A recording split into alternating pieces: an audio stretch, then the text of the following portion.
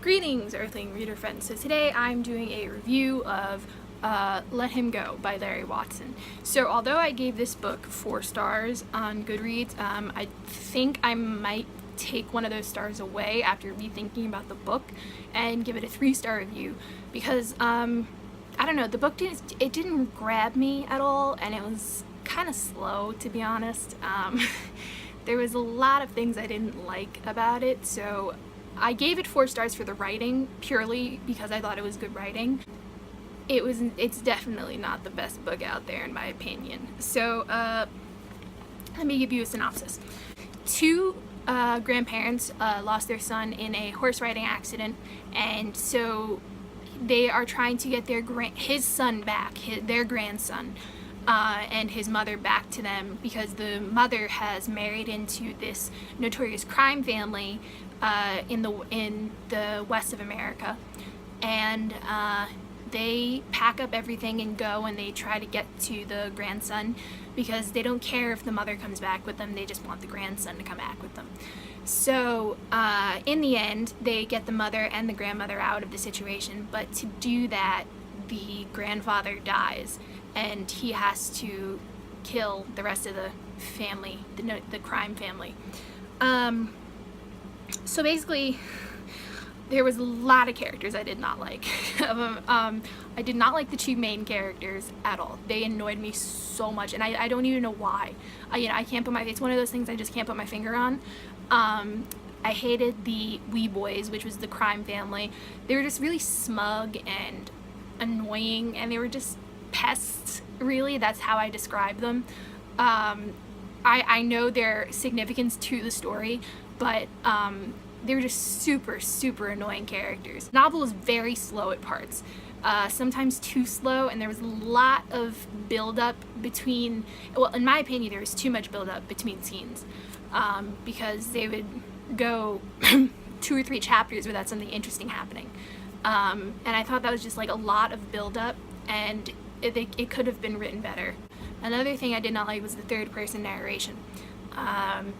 I thought it took away from the story, and it didn't allow much character development for one character in particular. I thought the narration was a little, uneventful, to be honest. The writing was pretty good overall. I have to admit, the writing was pretty good overall. However,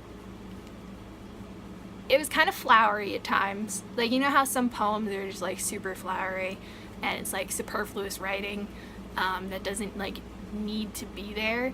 So that's why I didn't love it, and it was just, sometimes it was hard to focus because it has all this imagery in the book, and it's good writing, it's just hard to follow sometimes, and I didn't love it because I thought it got kind of annoying after a while, after the 4th or 5th chapter probably, with this kind of superfluous language.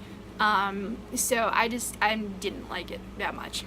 Also, another point, it was a good ending, but I hated it. Okay, I see where Larry Watson came from, how he wrote the ending, why he wrote the ending, why it makes sense. That doesn't mean I have to like it, because I don't like it. I much would have preferred that the mom didn't make it, but, well, George Blackledge did, because George Blackledge didn't deserve to go out like that. And it's kind of obvious, it's pretty obvious from the beginning that he is going to retaliate against the wee boys in some violent way. So it's a slow burner to this point, and then it's like unsatisfactory, because the entire book is building up to this point where it's like they're getting the grandson back, and then it's like, come on, man. I think the 3rd-person narration was a clue that one of the 2 main characters was going to die. That should have been a clue, and I missed that. Also, the ending comes out of nowhere in like the last 50 pages. Favorite quote? I did not have one for this book. It was great writing and there was a lot of good prose and stuff. I just didn't feel like I had a favorite quote because, I don't know, nothing just really resonated with me at all. So I have an interest in a sequel to this book.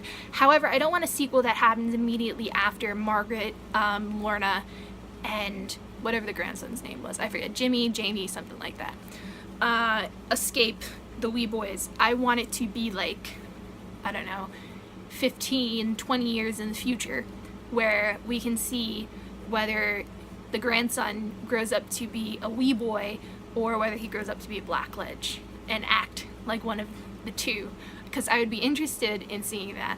So that might help me change my rating on this book is if we get a sequel, because I feel like a lot of loose ends were left in this book and it's not a satisfying ending, you know? So like, Larry Watson, write me that sequel. No, I do not recommend it at the moment because I would like to see a sequel. I think that would give me some satisfaction and some closure as to the end of this book, because I did hate the ending of this book. So I feel like the story is not totally done. You know, I feel like it ended in the middle of a story. He could have made it like a super long book and made it like into 2 parts, and this could have been part 1, and then they could have had a second part a little bit later in the timeline. So that's just my opinion. Yeah, so I don't recommend it at the moment. I think it's boring. Well, not boring, I think it's very slow, and it simmers a lot. It doesn't really explode, you know? So, thank you for watching. If you like, you can like and subscribe. You don't have to, though. It's up to you. And that's all I have to say for right now. So, catch you later.